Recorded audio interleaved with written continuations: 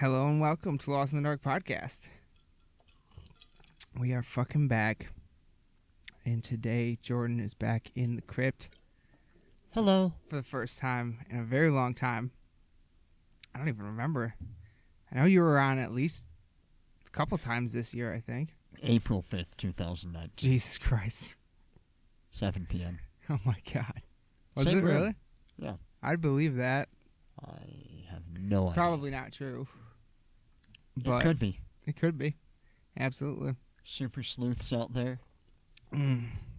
So, how you been? I've been well. Yeah? I've been well. I work at the same job. Yeah. I Car dealership. You helped me find a car. live in the same house. I enjoy finding people cars. I've noticed that. You really do. You get a really big kick out of it, like figuring out what people puzzle. want and putting it together and then seeing the kind of joy and enjoying what they enjoy in that car purchase myself. Yeah. That's the best side of it. I work in the service department. I fix people's cars. Mm-hmm. Well, I sit on my ass all day while someone else fixes their cars. Mm-hmm. Well, I sit on my ass all day while someone else tries to fix their car. Wait, no. I sit on my ass all day while someone else makes sure that no one will ever touch the cars that I read up. Yeah, that's the one. Okay. You can edit all those other ones out later. But I used to sell cars. I enjoyed selling cars. Auto dealerships are honestly a fun place to work. There's a lot of good that comes with it, a lot of not so great that comes with it. But, yeah, it's fun. It's fun, especially watching people's reactions to either getting their car for the first time, getting their cars fixed, and actually having, like, repairs that go super well, and having people be so thrilled that that super annoying noise finally went away, or that we got them back on the road just in time for a holiday. Yeah. Yeah. That's pretty sweet. Yeah. I get that. But which did you like? But you definitely like selling cars more than your current position. Yeah, if it was more consistent pay. Yeah, as opposed to like commission. Yeah. Yeah. I'd also really enjoy not being limited by selling only one brand of cars, because certain auto manufacturers, every auto manufacturer is pretty good, honestly. They all have positives and negatives. Some cars are better than others, yada yada. But everyone has their own interest, and you get some of that on the used car side. Mm-hmm. But there's nothing quite like a brand new car, and getting someone into a brand new car that it changes their world and changes their life, and especially someone who hasn't driven a new car before as their own. Yeah. It's a tremendous experience taking someone from a used car that's breaking down, putting them into a new car. And I wish I had more flexibility in terms of what cars I could actually choose and pick out for them. Because for some people, like for you, my dealership was not going to have the car that you wanted. Yeah, probably not. Yeah. Yeah. But at the end of the day, from the perspective of someone who wanting to like sell someone something and give them that like a positive experience in that process, just having more, at the end of the day, more options is more tools in the tool belt. You know what I mean? So yeah, I totally could understand that. Yep. Wow. Hell yeah. What's new with you? Not a lot. Not a lot new. Not a lot new. Honestly, other than the car. Yep. that's about the only new. That's about the only new thing. On a brand new Saturn Ion. Who, you did? I thought that's what you drove. Oh my God, no. No. A Mitsubishi Eclipse. No, that's what I used to have. That was Metalmobile Mach 2. The Mach 2. The Mach 2. What was the Metalmobile Mach 1? The OG Saturn. The 93. What kind of Saturn was that? It was like an LS or something like that. Like they had like stuff like that. They had like initial series. OG 1990s series. Yeah. Saturn LS Little that had tiny motherfucker with 4 doors, sharp had the edges. power seat belts that automatic that went Yep. from the front of the door all the way back to buckle you in every time you sat down. SL was their series. So it's either the SL2 or SL3. Honestly, kind of looked like the SL. That's very much what it looked like. When I was younger and I first started hanging out at your house, it blew my mind that your dad got into that car every day. It was very small. Very small. It's just he's a big guy. Yeah. And that's a very small car. Yeah. That's true. I never really thought about that. And we'd go places, and if your mom wasn't around, I was stuck in the back seat of that car. Yeah, that was a tiny fucking car. But yeah, I loved because like for the first chunk of driving for me, I'd never had to put on a seatbelt. It was automatic. So that was nice. That's why you never wear a seatbelt. Yes, I do now, because then the car goes ding, ding, ding for 10 hours. No, you can walk into any dealership ever and say that somebody that drives your car is too fat to use the seatbelt. You can get a free seatbelt extender. Plugging that in, you clip off the belt extension, so that way you just have the plug-in portion of it, Mm-hmm. and you just clip it in, it goes off.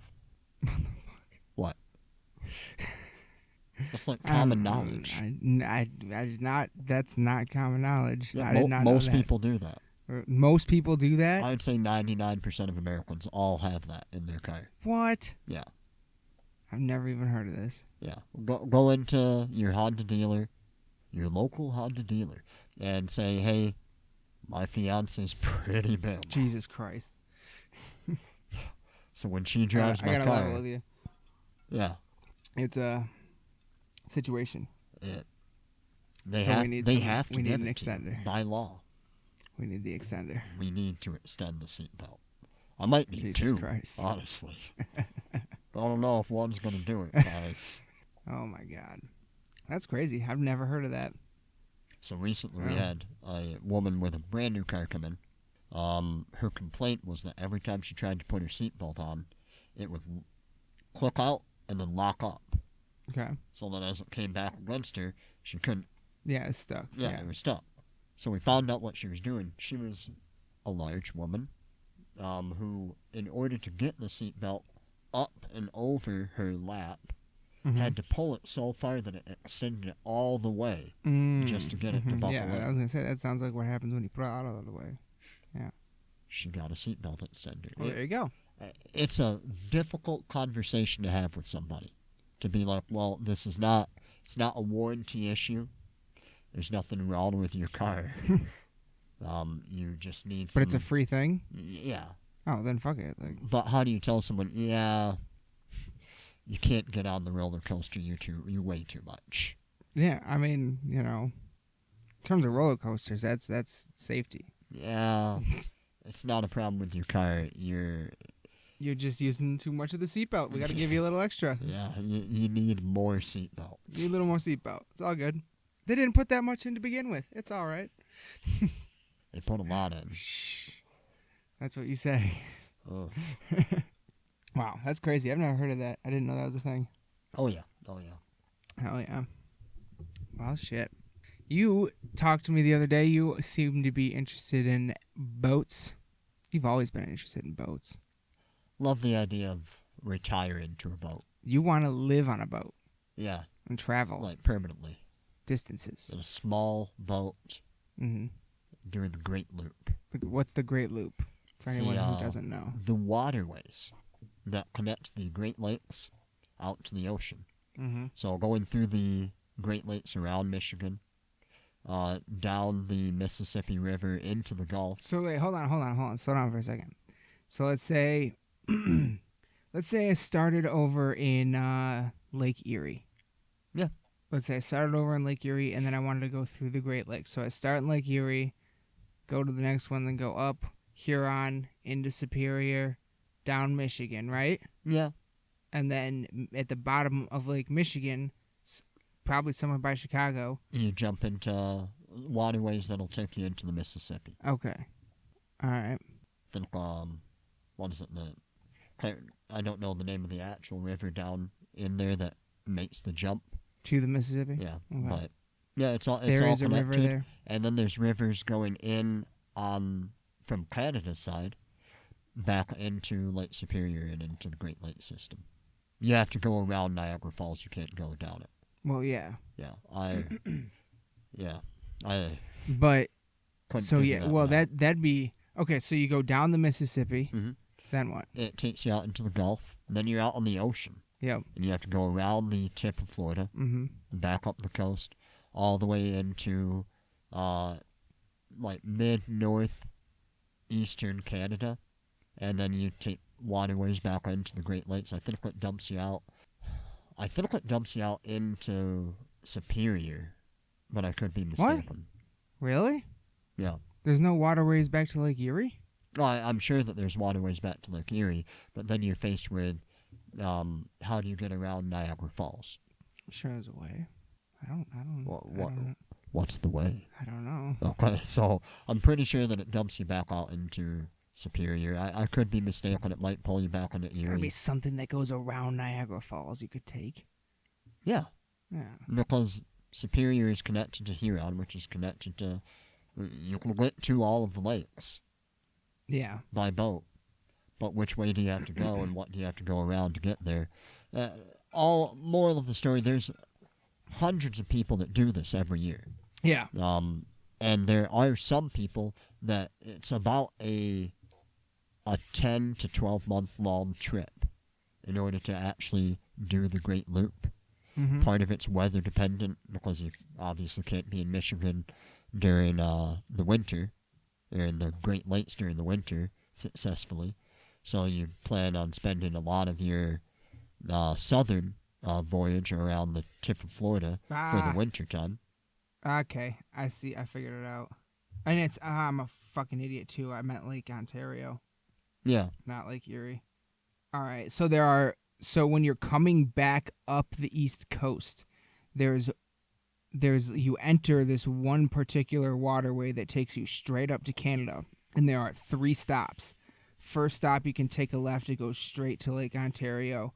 You can keep going up, and then it takes you back down to Lake Ontario. That would be I think the way more through where Niagara is. The first way is south of Niagara, and then the third way is a little bit north of Niagara, but it also takes you to Lake Ontario. So all of it goes to Ontario. Yes. Interesting. Moral of the story, it's a continuous loop that if you... Actually, hold on real quick. I'm sorry. For the record, the third one dumps to Lake Ontario, but you don't have to stop there. It actually does continue to Lake Huron. And actually right up by Mackinac is where it dumps out. Probably on the far side of the lake, so that's not right by Mackinac. No. A little ways away, but... Just jumps across the lake. Yeah, it sounds like a fun trip. There's lots of people that spend their lives doing that. Mm-hmm. How long does it take? About anywhere from like 10 to 12 months. Okay. So... And a lot of that time frame is weather dependent, because you have to be in certain areas during certain times of the year. Specifically to avoid storm seasons in the south, and specifically to avoid winters in the north. It's anywhere from 5,500 to 6,800 miles, and it says typically most people do it in about 10 months. Mm-hmm. Yeah, so that's probably just comes down to A, to weather, and B, to which there's multiple routes you can take throughout the entire thing. So. And some of the lifers that quite literally do the Great Loop continuously, they stop places. Yeah. For longer periods of time. You have that gives you within a year an extra 2 months to kill. Mm-hmm. Yeah. Chilling fucking Key West. Granted, one of those months is February, but still. Yeah. Like, what kind of fucking boat would you need? Like, you need to A, something small enough to go through all these waterways, and B, something big enough to actually live on. Yep. So if you go to, there's a website for the Great Loop that most of the people that have done it, and specifically that do it on semi-regular basis or a regular basis, it's all on there. It has a whole bunch of information on how to plan for it, how to do it, what season to be where, and different stops that you're going to want to make along the way. Oh yeah. And what places are the most friendly to, obviously you're a stranger in most of these places for the first time. Yeah. Where to moor your boat and kind of bunker down when you do need to dock. All right. More of the story on that website. It has a whole bunch of information to answer some of that stuff. Hell yeah. Hell yeah. That's fucking. I know that's what you've talked about doing stuff like that since for many years now. You've always been interested in doing something crazy like that. It's a bucket list at least once. I understand that in order to do it effectively, that's probably not the best retirement plan. Yeah, probably not. Just on the cost of maintaining and fueling a boat alone. Yeah.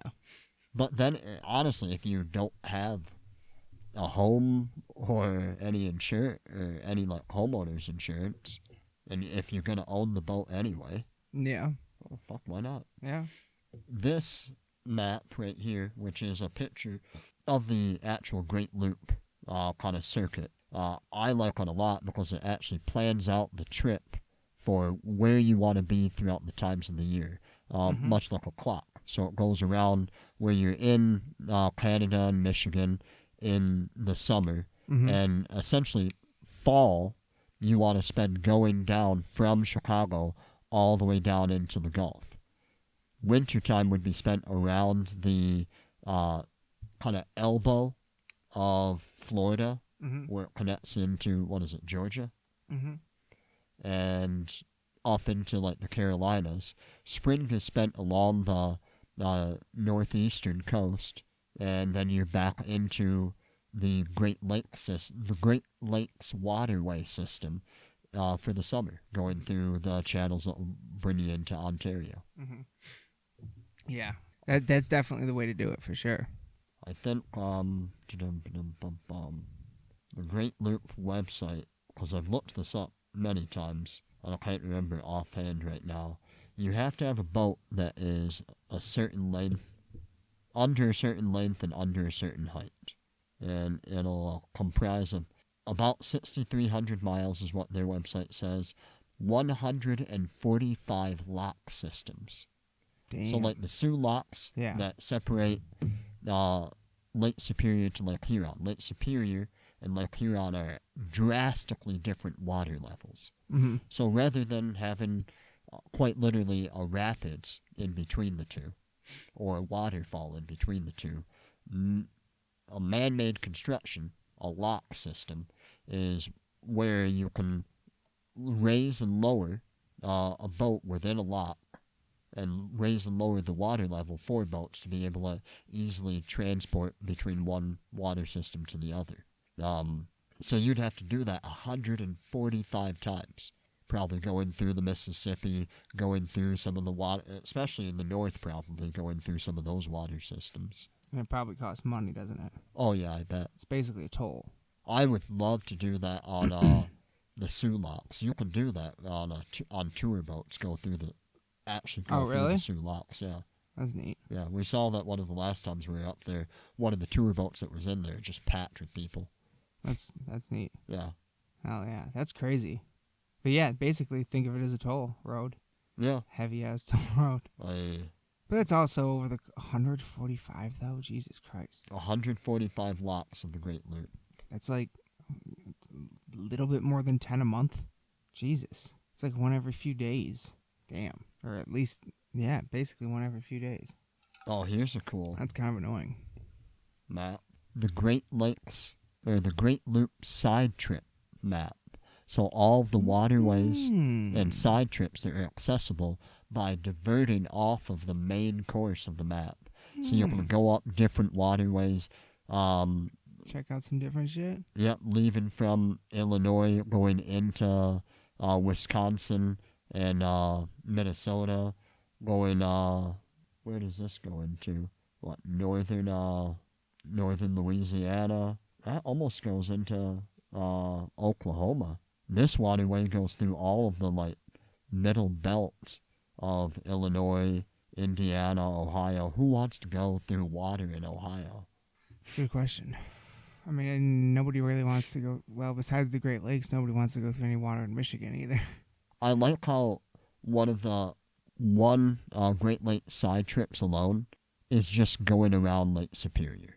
Yeah. Everything else is going down other rivers, but Lake Superior is such a fantastic lake to travel, It's a fucking, especially by waterways. it's a goddamn beast. It's That- huge. Oh yeah, it's amazing.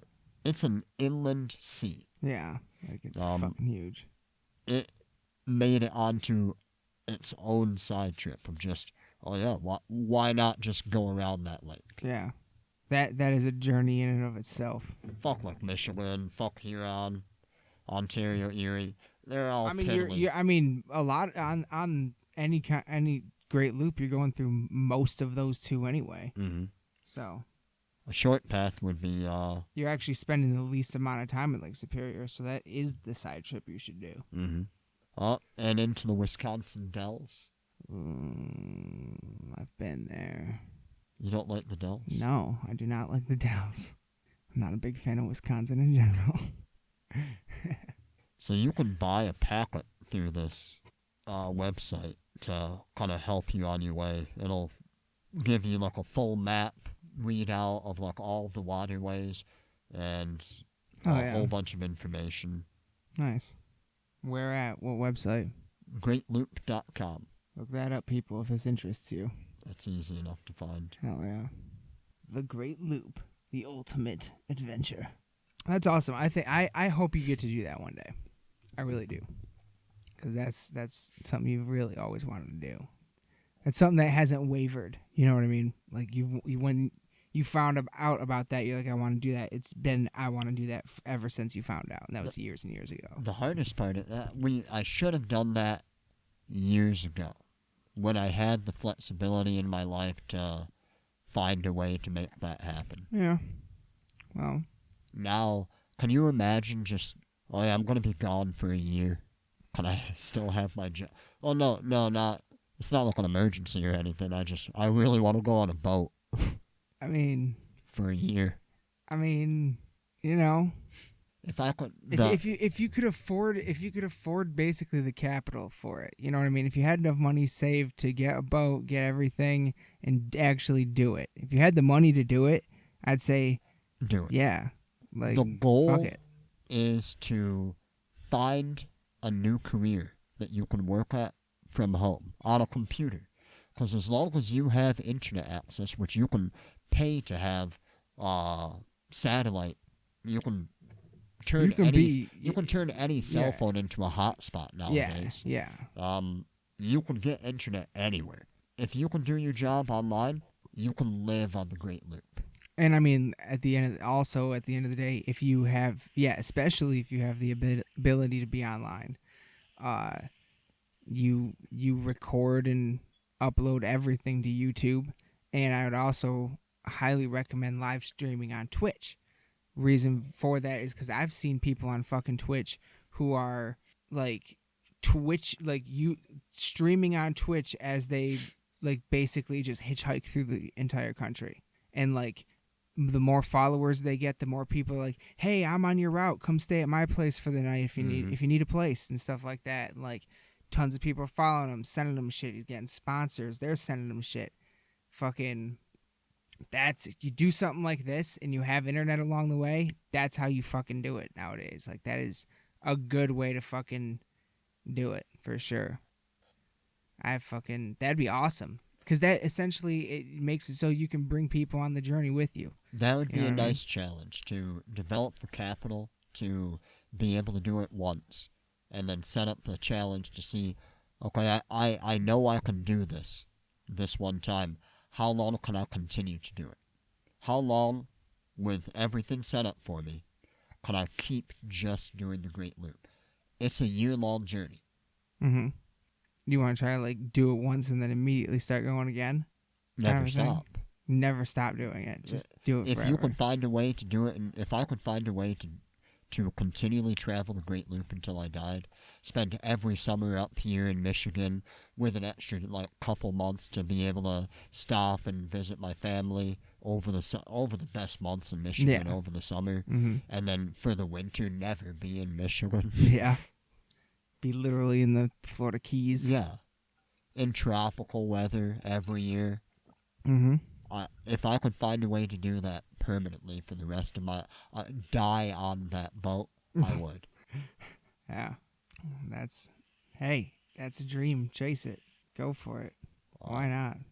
We gotta start by getting a boat. You also got to start by convincing your fiance that this is a good idea. Oh, I think I have her convinced. Really? You think if you told Gabby, hey, how about we don't work anymore and we just went on a boat? Yeah, it's true.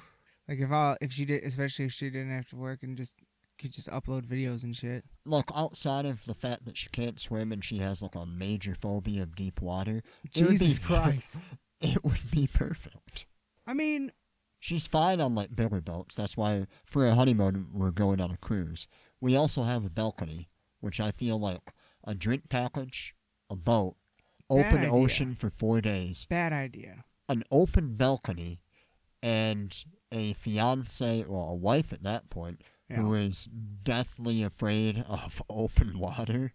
What about heights? How does she feel about heights? Oh, I'm terrified of heights. You are? No. No, I was going to say, you go on fucking roller coasters. I am... How is she with heights, though? She's not really, like, afraid of most things. Just open water. Yeah. And that's all stems from the fact that if her feet can't touch the ground, she knows that she can't swim. Did she come up with this cruise idea? Yeah, that was her idea. So the one deathly afraid of open water came up with going on a giant boat. Yeah. That's scary. Why would you pick that? That's crazy to me. I was in the Boy Scouts. I did that. You did that.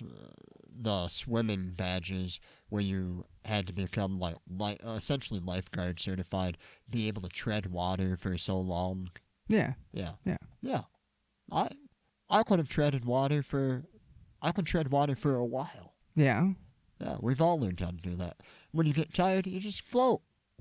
Yeah. And I've tried to explain to her, that, like, humans, you don't have to move that much. You can just float somewhere. What do you mean if you fall off the boat? No, I mean, like, in a 9-foot deep pool. Well, yeah. She can't do it.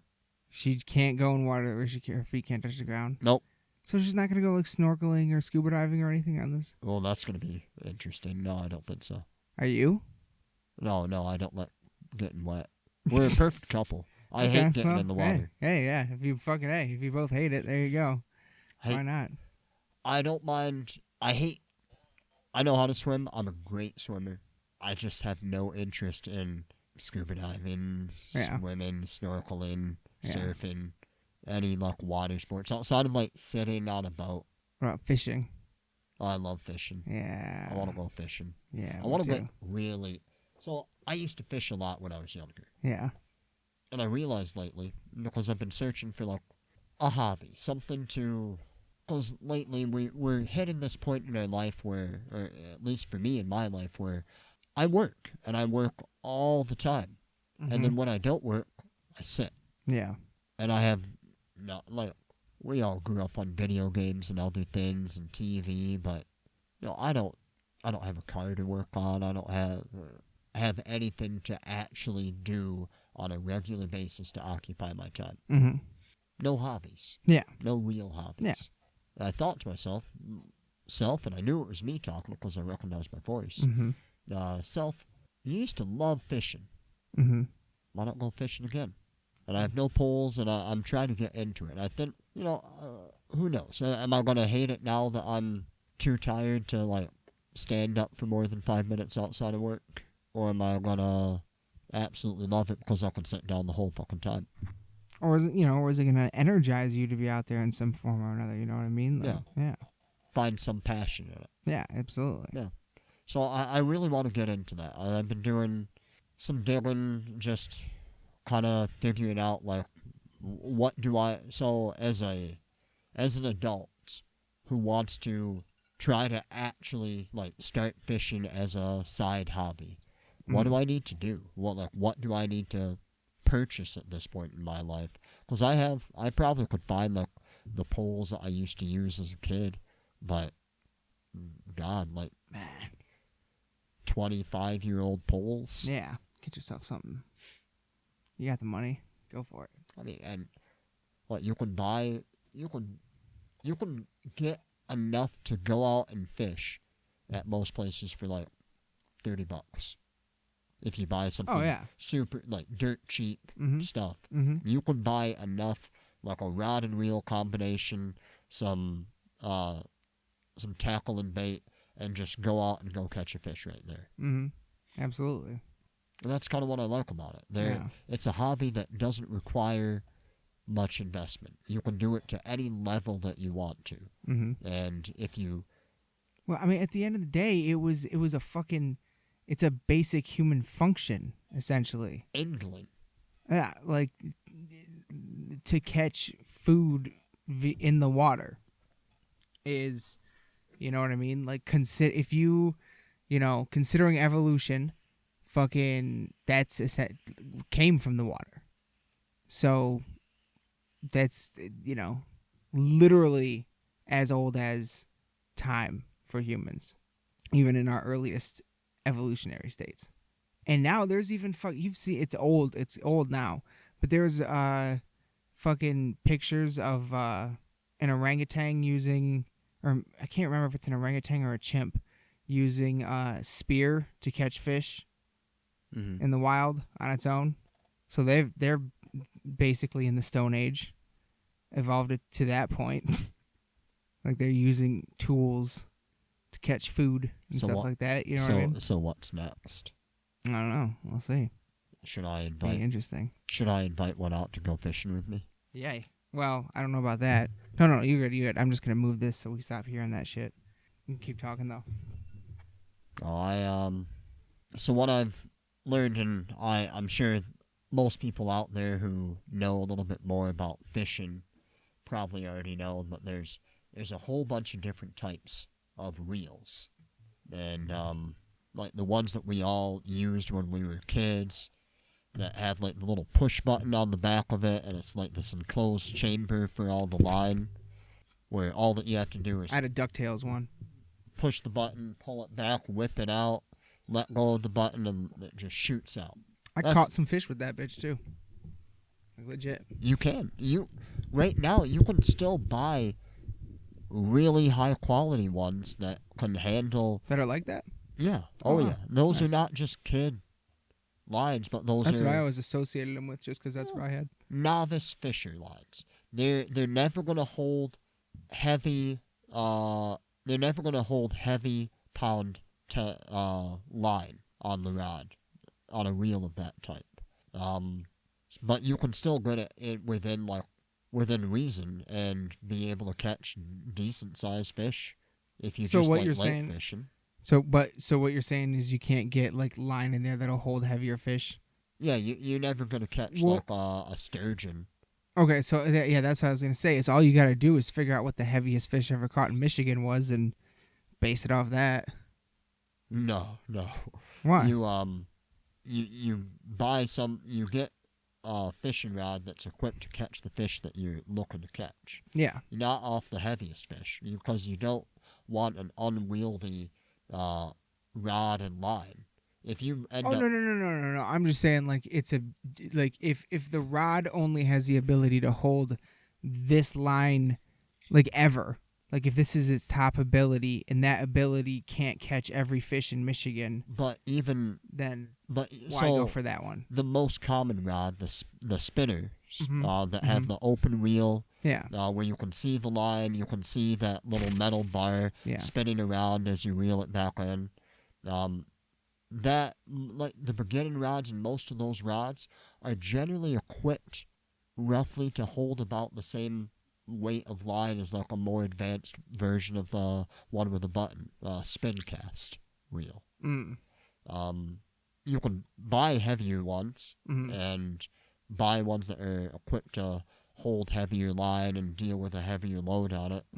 But then you have to match that up with a rod that is also able to handle the same load on it. Yeah. So then you get into all of these like technicalities between the two, and really most people are going to be fine with like a 10 to 12 pound test line on their rod. You don't need much more than that to just simply go out and fish. Yeah. If you're, unless you're gonna get a little bit more serious, or you're looking to fish larger fish. Mm-hmm. But if you're just going out and you don't really know, like, I don't really know what I'm looking to fish. I'm just looking for something to do on my weekends. Pike. I don't think you can eat pike though. Trout. Trout's good. Whitefish is probably my favorite fish to eat, honestly. Mm-hmm. Sturgeon. I've never had sturgeon. I don't know if you can eat sturgeon or not. Been watching a lot of fishing videos because of that new interest in it. Yeah. Been watching a lot of guys doing like shoreline cast ocean fishing. And that's some intense motherfucking fishing. Just guys standing on on massive piles of rock built up on really? like beach shores, casting out like hundreds and hundreds of feet of line into the ocean. Yeah. Catching these massive like fish that are like 10 pounds. Huge. 10, 20 pounds on the line, just reeling them back in, fighting and on these massive rods that like are about the same diameter as like the top of a beer bottle. Damn. That's fucking crazy. Yeah, and then you get into all sorts of other like fly fishing and more of like boat-based fishing where you're literally dragging lines behind you, hoping that's like tuna fishing. Yeah. You have to attract them, and you have to be going relatively fast for them to chase and catch your bait. Mm-hmm. It's not a fish that's just gonna sit around that you can entice to come up to a more or less stationary object. Mm-hmm. Interesting. Yeah, so see, that's kind of the thing that I think is cool about it, is like there's so much extra shit you can learn along with it. Like what you just said, you can learn about these animals and what they do more and stuff like that, and you can learn about secret, people got secret fucking spots and this and that. You know what I mean? Like you can learn more about fucking.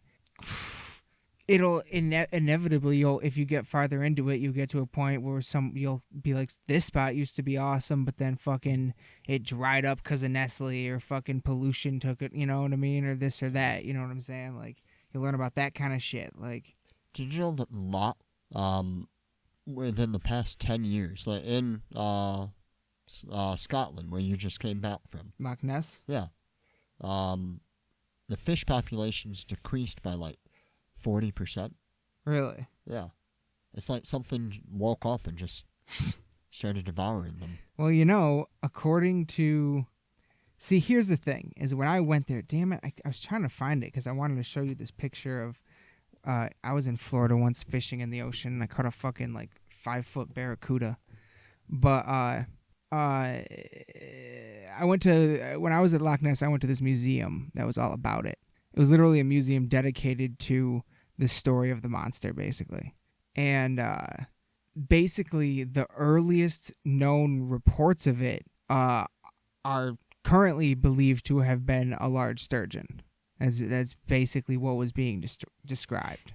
I think one of the reports was literally a large sturgeon or something like that. It's basically just a pretty big fish.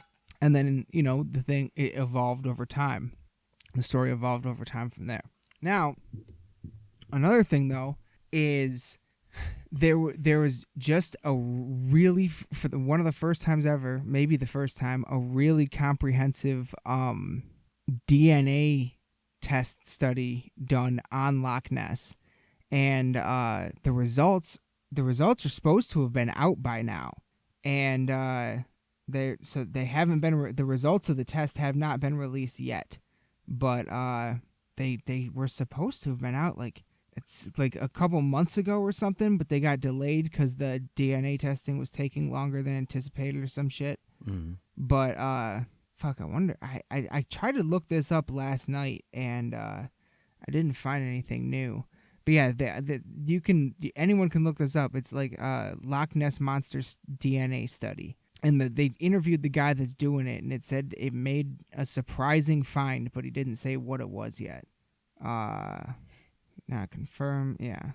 Yeah, it doesn't say, there's no updates or anything. But yeah, it's kind of an old article at this point. But yeah, there is, so I will update on that whenever I find out more. But there is currently a DNA study being done on the lock that might be interesting. Might find something out about the monster. Might be a new chapter in the story. We'll have to wait until next month to find out what Gemel's surprising discovery is. But there is one thing we do know for certain. When was this published? It's from 2019. Yeah, I know that. June 4th. So a month ago. Yeah, we should be finding out this month. Yeah, by my count, at least.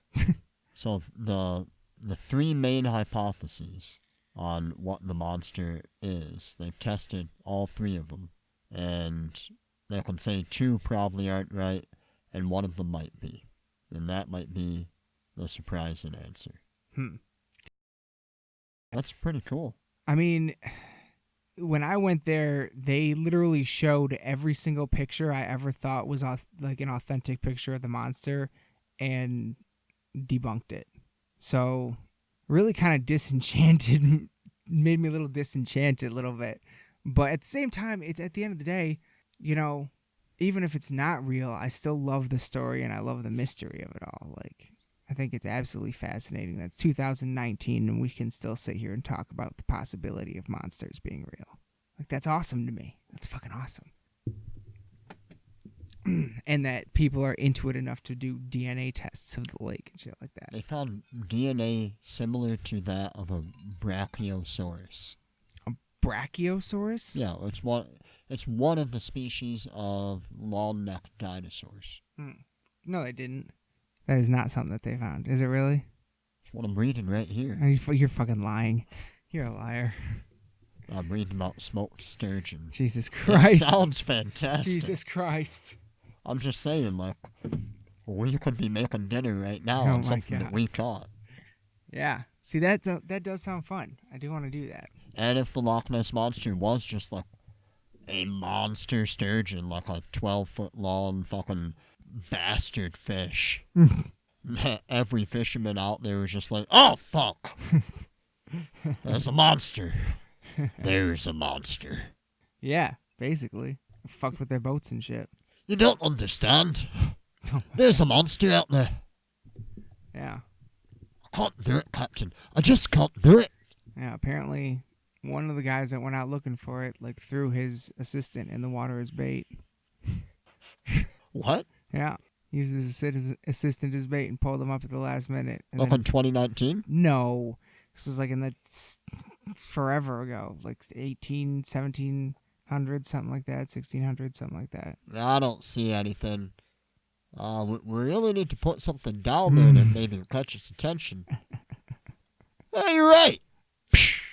Yeah, that's fucked up, kind of. Just shoved him overboard. Did they tie something to him so they could at least pull him up? Nope, but he did pull him up. So he lived. Yeah, he pulled him up at the last minute. Damn. And then banished to the beast. Apparently, that's how the story goes. Banished to the beast. Banished the beast. Banished it away because it was fucking with boats and shit. It's a very aggressive animal, apparently. Like a sturgeon? Yeah. Weird. Yeah. What's crazy, though, is the day after I was in Loch Ness, someone reported a sighting. Swear to God. They even posted a video. I watched the video. Probably not the Loch Ness Monster. But I was like, damn, really? The day after I was fucking there. What was it? I think What do you think? I think, based on what I saw in the video, I think it was probably a bird on the water or something like that. So they saw a splash? No. It wasn't. It was a still thing. But, yeah. Well, one kind of cool thing about it was, like, they showed, one really cool thing they did in the museum was they showed different ways, like they showed pictures of people claiming to be pictures of the Loch Ness Monster, and then they showed what it really was. You know what I mean? Mm-hmm. They're like, this is caused by this specific waveform, and then they literally had a video stopped of a boat going by, stopped the video, and it looked like identical. So, like, it's like right there. This is what a bird looks like from a distance on the water. This is what a stick can look like, from a distance.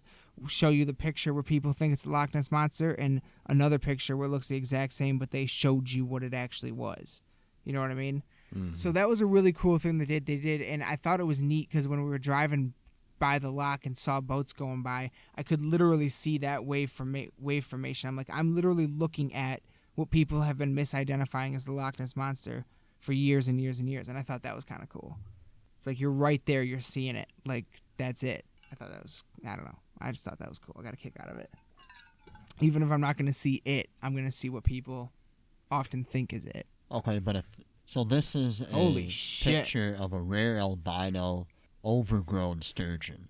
How fucking big is that? Well, there's 9 feet? There's 3 men holding it, and there's at least 2.5 to 3 feet of space in between each of them. One of them's at the very head, one of them's in the middle, and one of them's at the very end tail. So I'd say at least 9, maybe 10 feet long. Yeah, I'd say 9-10 feet at least. That's a big motherfucker. Rare albino sturgeon. Biggest rare albino sturgeon. That's fucking huge. But that's the thing, is we don't even know. We don't even fucking know what's down there and how big shit is. Like, we just recently proved the existence of giant octopus. You know what I mean? There's an 8.5 foot, there's an 8 foot 3 inch sturgeon. Jesus Christ. Those big motherfuckers. That one might be longer than... I think it's longer than 8. Yeah. But... Because... that's a 2-person. But I also don't necessarily think that that 9 foot one is the biggest one out there either. You know what I mean? I'm just saying if yeah. If a sturgeon could grow to be, because that's not a fake picture. That's a real absolutely picture of just some fish that 3 guys caught. Yeah. Which also, why don't we fish more? Yeah. I mean, think about that fucking alligator that keeps showing up on tape in that golf course in Florida. How did they catch this? I don't know, it looks like pretty shallow water, so... I mean, they didn't jump in there and, feed it treats until it came up to them. Well, have you ever watched, River Monsters? No. Really? I don't. That's where he just goes and catches, the biggest ass fishes in all the rivers. Oh, he just jumps in there? Sometimes. Grabs them, headlocks them and, drags them up on the shore, this is a big fish. Sometimes. But, it's probably in a river, shallow water, so, probably a little bit, easier to catch them in a river than it is in massive open water, I would think. Could be wrong. I don't know. I don't know, Dick, about fishing, but that giant fucking alligator that keeps on popping up on the fucking video in the Gulf, you know what I mean? And I doubt that's the biggest alligator in the fucking wild. Did you know that fucking Florida issued a fucking, everybody told everybody in Florida to kill all the iguanas you see? Why? Because they're apparently fucking shit up. They're burrowing under shit and causing roads and buildings to collapse. Because there's so many of them everywhere. So they issued a kill on sight order or something like that. Murder the iguanas. That motherfucker right there, dude. That motherfucker right there just walking through fucking golf courses in Florida. No one seems scared. Everyone's scared of that motherfucker. No, the news article literally says, giant alligator filmed in Florida. No one seems scared. They had a video of him last year and another one of them this year. So he's just that's just his spot. Just literally dude, that's a fucking dinosaur. Jesus Christ. It's so fucking big. Oh my God. That's what happens when you have 45 years of designated alligator conservation acreage in Florida. You let them grow in a safe, protected area. Mm-hmm. You limit all of their competition, and you make sure that they're fed and well taken care of, and that nothing else naturally can kill them. Yep. And then they just grow into fucking dicks. Florida's also got a problem with fucking giant pythons right now, too. Well, that's because someone thought that it was a great idea to have them as pets and then Let's not want them. And then they live. Yeah, because they're giant fucking pythons. And breed. What's gonna fucking kill it? Yeah, a giant fucking alligator. Yeah, pretty much. Godzilla versus... We keep and the python's at least smart enough, unlike most of the people, to stay away from the goddamn alligator. Yeah. Unlike the jackass that was filming him. Fucking insane. Did you see that someone fucking hit an alligator with their car in Michigan? Twice. Yeah, twice. Yeah. I only saw it once. No, there were two. There were two occurrences of someone in Michigan hitting an alligator within the same fucking week. I saw it. See, I saw it. Well, I know that someone hit it once, and then in the same week, someone else found one in their backyard. Oh, okay, maybe that's what it was. I didn't see two get hit. I saw another one did get hit in Florida in that same week, I think, as well. But one got hit in Michigan on the side of the fucking road, and one was found, a pet one escaped or something like that, and some guy found it in his backyard. Was it at the alligator sanctuary that's in Michigan? Which is a weird fucking place for an alligator sanctuary. Yeah, is that a thing? Yeah. How did I not know about this? It's closed right now. Like forever? No, like, it'll open tomorrow at 11. Where is it at? It's in Calhoun. It's like right near here. It's in What Albion. the fuck? I did not know about this. There's a bat place. You can go and look at bats and stuff. I think that's pretty, like a bat sanctuary. There's a Walgreens not far from it. Oh, well, convenient. Yep. No, like, holy shit. You can just go there. That's sweet. There's it is legal to own alligators in Michigan. Yep, there's apparently just fucking alligators there. Yeah. What do they do in the winter? I don't know. But I have seen pictures. I don't know if they're fake or not. I think they're real. I have seen pictures of, like, they can, like, sometimes their snouts will get frozen above the ice and the surface of the water, but they'll still be alive and breathing. So they'll just be chilling there. As long as they don't starve to death. If they can get out before that, then... I mean, they're reptiles, so they should be cold-blooded. So yeah, when they get cold, essentially all of their functions just shut down. Yeah. And then just turn back on when they warm back up. Mm-hmm. But yeah, that's crazy. Yeah, I always remembered growing up, there was this in Taylor, there was a pet store called Critters, and they had crocodile or alligator or something in there. I always liked going there and looking at that. And I was always bummed out by all the other pet stores I ever went to that didn't have one. And now I realize that was like the only one with one. Why don't you have a pet alligator? Because that's crazy. I don't want that shit. I mean, yeah, it's crazy. Yeah, fuck that. I'm at the point now where all I want is a dog. I'm not even sure about a cat anymore. Like, I still like cats a lot, but here's what I'll tell you. I just wear a lot of black. I love my dog. But do you want a kid? Not right now. Do you want all the responsibilities of having a kid? Yeah, that's the thing. Yeah. They're a lot. They're a lot. I know. It's literally just like a child. You have to go home. You can't just... Yeah. The concerts that you go to? Yeah. Well, honestly, a lot of the concerts I go to that'd be fine. Yeah, and going out for 6 hours. You'd be okay. Not if I went out overnight. As long as you brought the dog with you. That's what we do. Yeah. We now only have friends that also have dogs. Yeah. And when we go out, we either bring the dog or they bring their dogs. Oh, yeah. See, that's the thing. Is it really does, like, kind of chain you down a little bit, doesn't it? Limits you.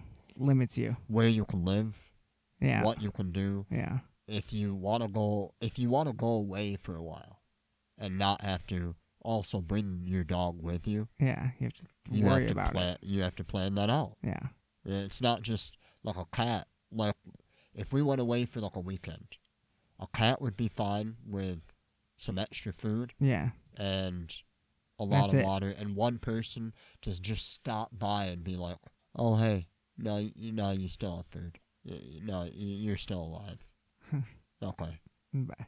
The dog, you have to have them let out. They really have to be walked. Yeah. They have to have time spent with somebody. They can't just sit there cooped up for days on end. Yeah. No, they can't. With nothing to do. No, that's animal cruelty. But, that's, and I say I want a dog. It's not like I certainly don't want one right now. This is one day, because I've almost never lived without a dog. So I really like having a dog around, like, a lot. I like dogs.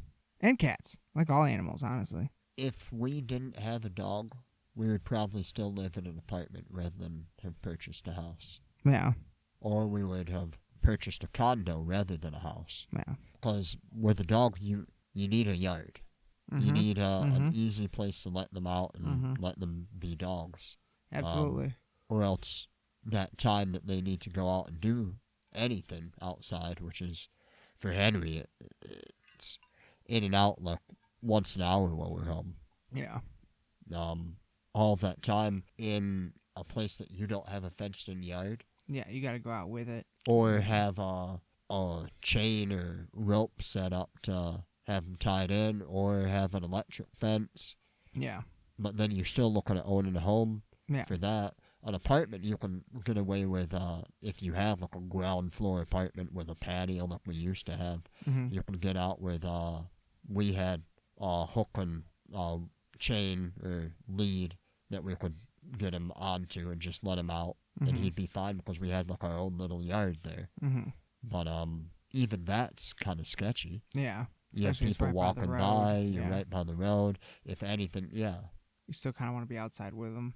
Yeah, you have to be present through it. Yeah. Now we can let him out and you got a fenced in yard. Yeah, you're good. All good points. No doubt. I agree. What was your first car?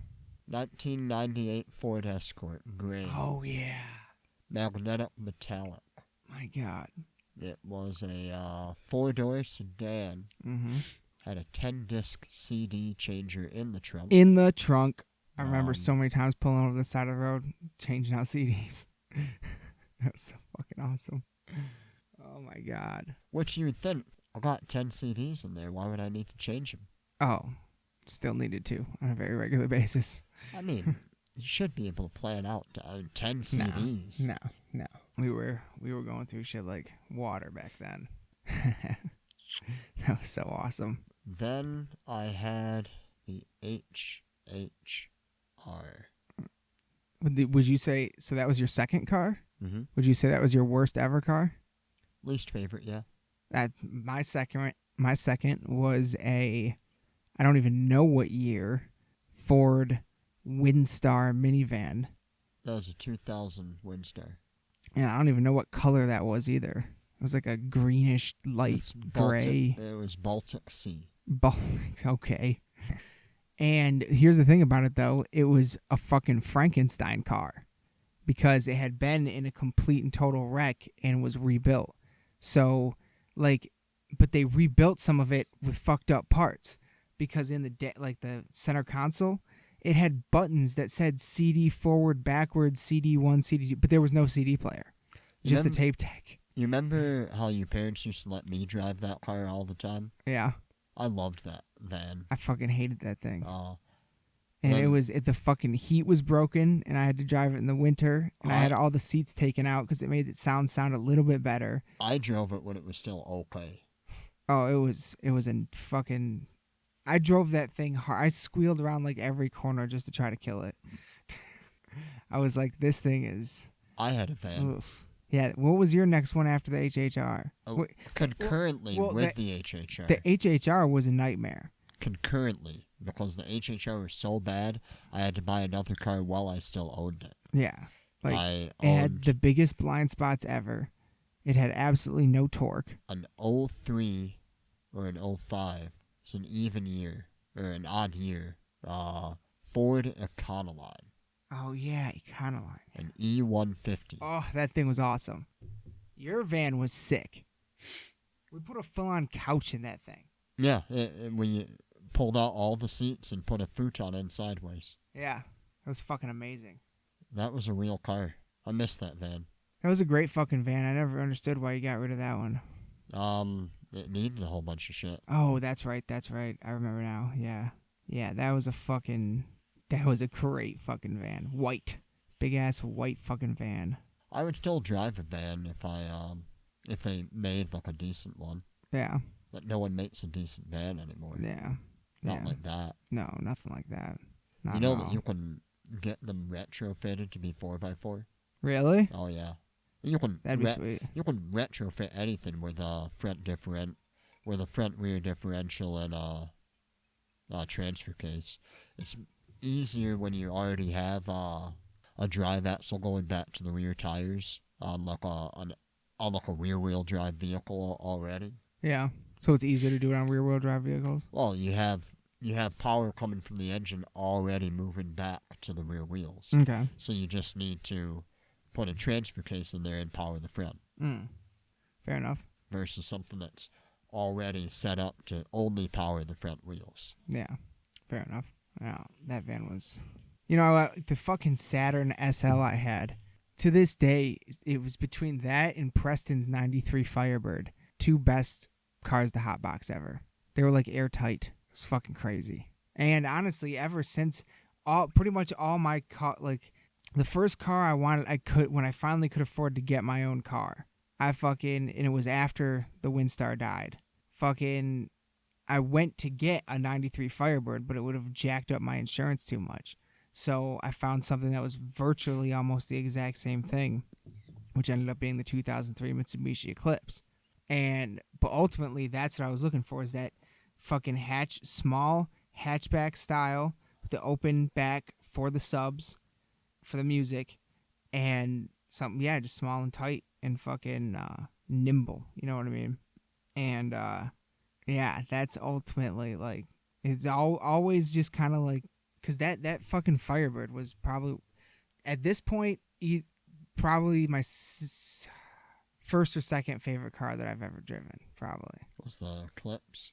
At the moment, it's in competition with the Civic. I would take the Civic over the Eclipse. Yeah, it's definitely better. Oh, it's so much better. Yeah, it's crazy. Yeah, but at this point, the Eclipse is already a dying car when you got it. Yeah. They only even made Eclipses for another couple years after I found. Like I bought a 2003 in 2010 or 11, something like that. 2010. It's when you lived on Wood Street. Yeah, 20. Yeah. We were buying alcohol. Yeah. Oh, okay. Yeah. So we used to have a tradition. Kind of. Yeah. Used to. We still do. We can do it this year. We should do it this year. Of getting just blackout fucking drunk on Christmas Eve. Wasted. Fucking wasted. And then going and hanging out with their families the following day. Mm-hmm. It was never a good idea. Nope. But in one year in particular, it culminated. We and coagulated. We did it. We're not 21. I don't know if that's illegal to admit after the fact. Pretty sure we were 21. The statute, no, we weren't. Guaranteed. I don't see how that's even possible, because I feel like I bought you liquor for your for Christmas that year. Maybe you're right. Yeah, you were 21 that year for Christmas. But that was 2010. Oh, yeah. Yeah, that actually, okay, that makes sense. So I didn't turn 21 until January 1st. New Year's Eve. December. What do you mean January 1st? November, or December 31st. Before I bought any alcohol. Well, yeah. That's true. It's hard to buy alcohol on your 21st birthday. Yeah. You're just allowed to drink it. Yeah. I don't remember much of that. Fuck, hold on a second. Well, yeah. So, yeah. No, go on. Tell that story about that fucking Christmas Eve, though. I don't remember too much of that. I do remember it being a horrendous snowstorm. Yes, that is true. Like, almost a foot of snow. There was a monster. The better part of a foot. Monster snowstorm that night. All in the same night. Yep. And after drinking until late into the night, mm-hmm. we both decided, yeah, BJ's fine. I'm fine, guys. No, I don't need to sit down. I don't need anything. I'm just going to head home. It's just around the corner. Just, Which is true. Yeah, I mean, it was like a mile away. Not even. No, that's a mile. Oh, yeah, from Wood Street. Yeah, that's right. That's at least a mile. Yeah. Yep. Yep. Over a highway, interpass. Yep. Down some major city roads. But there was no real driving involved in that weather. So you couldn't you be can't pulled actually over drive for not driving within the lines when there are no lines. It's not even that. It's if you press on the gas, your tires will spin. You just have to idle. You just have to let your foot. It's just brake driving, basically. There's no, because it was that fresh, powdery fucking snow. But no, we had Jaeger. As always. And then you somehow got me to drink like a couple beers. I don't even like beer. And then you're like, dude, you gotta try this fucking wine. So we had Jaeger, beer, and then wine. That sounds like 20-year-old Jordan. This is the worst fucking combination of alcohols you can possibly put in your body. 18-year-old Jordan learned how to make rubber one time by combining way too many alcohols and then throwing all of them up. Yep. And falling asleep in the bathroom and then quite literally rolling them up like a rubber bath Oh my mat God. and just throwing them away. Jesus Christ. That is disgusting. It was less pleasant doing it, trust me. Oh my God. Yeah, that would have been rough. We still do that though. You think the story's bad. You weren't there. That was my nom. We still fucking party on Christmas Eve though. Yeah, I party like an old man. I have 5 beers and go to sleep by like 8 p.m. It's usually I just come over, give each other some presents, you have a couple drinks, and all right, I think I'm going to call this a night. Like, all right, New Year, Christmas Eve party. I remember a good portion of your 21st birthday. I was there before you blacked out. I know. Yeah. We went to the Peanut Barrel. Oh, oh yeah. We drank there. Then we went to Lexington Street, to the house there. I remember a couple half gallons and at least a couple fifths of Jaeger being given to me for my birthday. I know that all of them were empty. I remember everyone counting down till midnight. I could hear them from downstairs. And I remember wondering if I was ever going to be able to breathe again. Oh my God. Jesus Christ. Yeah. Yeah. 21st birthday in East Lansing's a dangerous thing. It's probably why they don't fucking serve you in some bars. No. So 21st birthday isn't a dangerous thing in East Lansing. 21st birthday is a dangerous thing when you have irresponsible friends who give you fifths upon gallons of liquor and then say, oh yeah, let's drink them. So most people in East Lansing then. Let's drink them all. Yeah, that's East Lansing. So we did. Yeah. 21 shots, 21 minutes. Here we go. 21 fifths. Fucking insanity. What was your car after the fucking... I went back to Eco Ford. line or whatever. We had the van. Yeah, I went back to Ford again with the Ford Explorer 2006. Oh, yeah. That thing was a beast, too. Hi-ho silver away. Yeah. The Explorer. The Exploder. That was an okay car. Wasn't I bad. liked it. Wasn't bad. It was okay. It could do a lot of things. Well, we did a lot of things with it. Yeah. Put it in a lot of compromising situations. That was, that's what we did. Yeah. It was not designed to do what we did with it. No, probably not. But we took that thing off every road. It was okay. By the time I was close to getting rid of it, the tires were so bald. I remember there was one day I had I lived in the same, like, Coral Gables is inside of the neighborhood that I lived in. Which is the restaurant you used to work in, yeah. Yeah. And I had to make it to work at Coral Gables. I had about 30 minutes to get there. Mm-hmm. It's not a mile. Like, you could walk there in less than 10 minutes. But it was winter, and after a heavy snow. Mm. And I couldn't, I was 5 minutes late. Oh, because the tires are so bald? I was 5 minutes late to work because I could not get enough traction. Holy shit. To get there. That's fucking crazy. If you sat there and idle, it just rolled on the snow. That's crazy. So you'd have to, like, break it, get it moving just a little bit. I mean, you literally drove that thing straight into a 15-foot tall snow pile once. You're just like, watch this, and then we just drove straight into the snow pile. And then somehow you managed to back it out. You remember that? Yeah, I do. Yeah. We also got stuck up on, like, a snow pile. Like, you suspended it on, like, you tried to go over, and it didn't go over all the way, so it was stuck in the middle, and we had to tilt it back and forth. Yeah, a cop came in there like, do you need help? We're like, yeah, kinda. They're like, it's gonna cost you. We're gonna have to tow you out of here. I was like, okay. They called the tow truck and then we got it. And then while we were waiting, we were like, well, we're not doing this. It's time to smoke. No, we got it before the tow truck came. And we got out of there before they came, remember? Yeah, it's time to smoke. We're not doing that. Oh, we're not waiting for a tow truck. Oh, yeah. We just did it. Yep, that's true. That was fucking hilarious. Inch by inch. By the time you finally fucking took that car in, they're like, everything is wrong with it. Alright, so now the same dealership that I traded that into is where I work now. And my friend now was one of the technicians that looked at my car when it was brought in. Yeah. And he remembers specifically thinking, this has to be the least safe vehicle that I've ever let go out of here. Oh my God. Everything was wrong with it.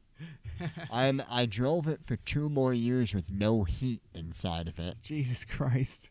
Those were some rough winters. Going down, I had jury duty one of those years, so I'd drive every morning for a week when I was on trial.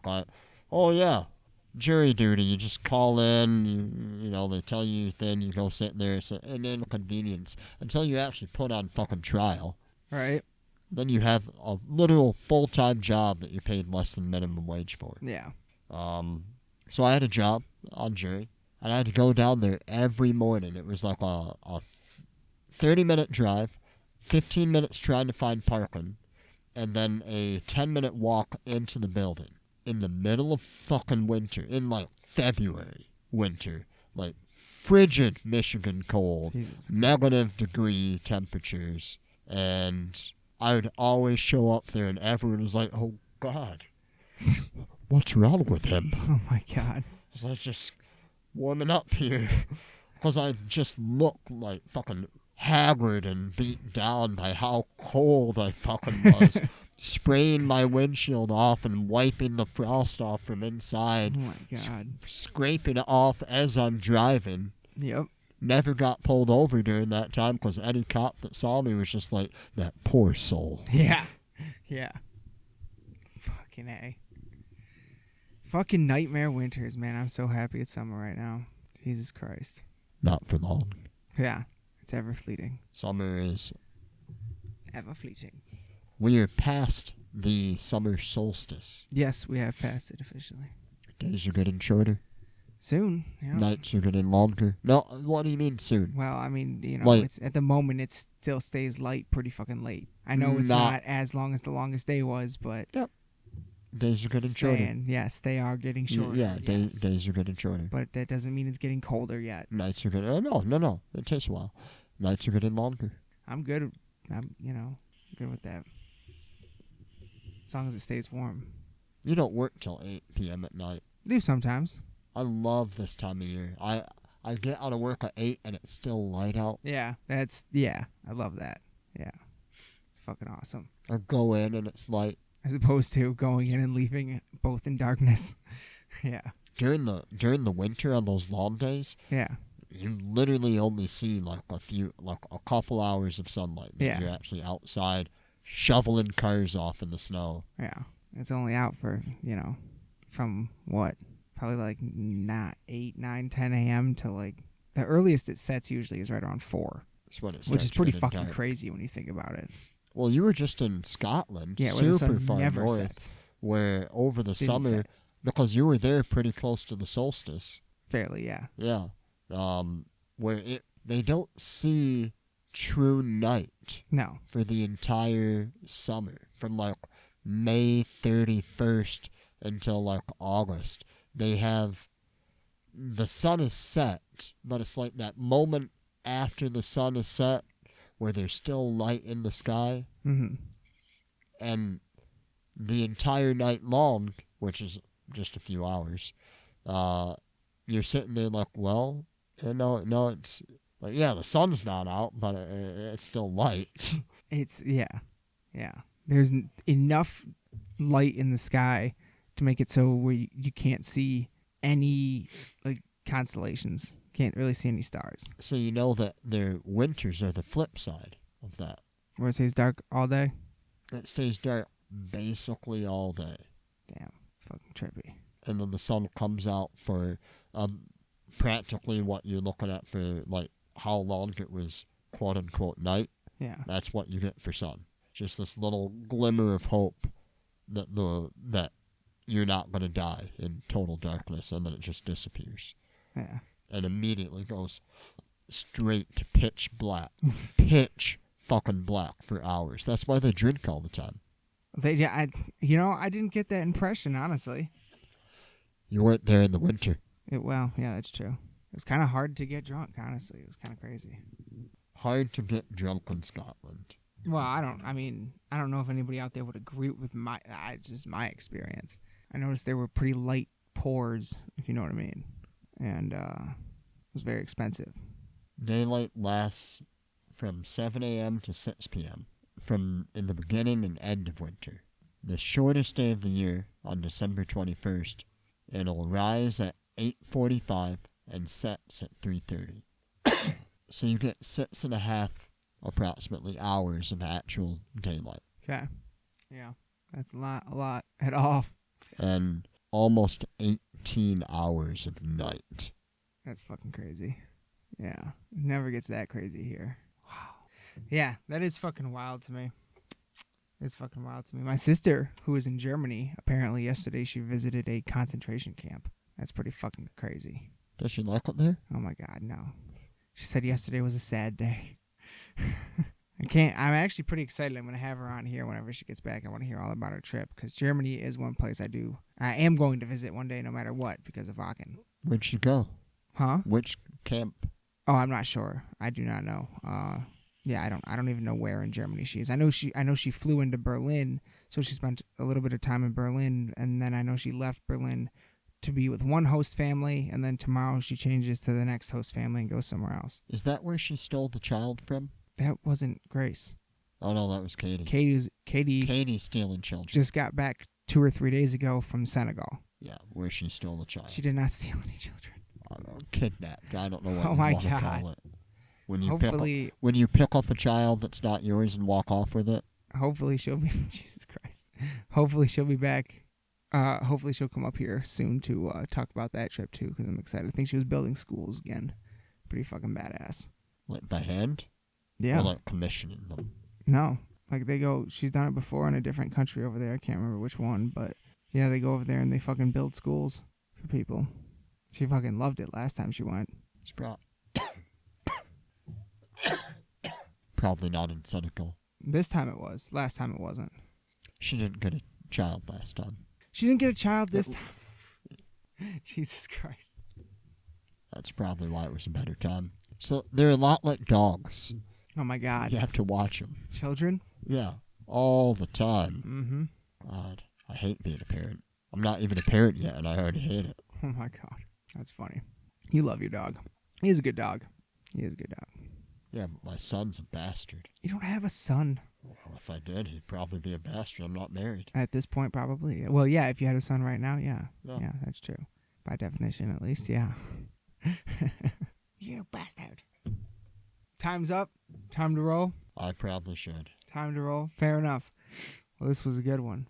You have to come back sooner than this current hiatus. Can we podcast while we fish?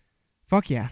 Yeah, I actually... You have a portable studio? I recorded a podcast in a noisy airport with Katie and Grace, both of my sisters. So there were 3 of us, and I used my iPhone. And the sound quality came out really well. Phenomenal? Like, surprisingly well. So Better we than could this? literally... No, not better than this, but certainly good enough to post. Meh. So we could literally record right on my iPhone anywhere. What kind of microphone do you use, or do you just use your phone? Just use my phone. Oh. Yeah. Oh. It worked fucking really well. You can listen to it. It's a few episodes ago. But yeah, all right. Well, we're going to wrap this up. Everyone listening, thank you very much for listening. Be sure to check out Bog Wraith and on Instagram, Facebook, Bandcamp, and YouTube. Follow us on iTunes Music, YouTube, Facebook, Instagram. Bog Wraith's got a show coming up with Recorruptor in Lansing at Max Bar on July 25th. Fucking be there. It's going to be amazing. And yeah, that's about it for this one. And we will be back again very, very soon with much, much more. Thank you all for listening. Love you all to death. Good night. Peace out.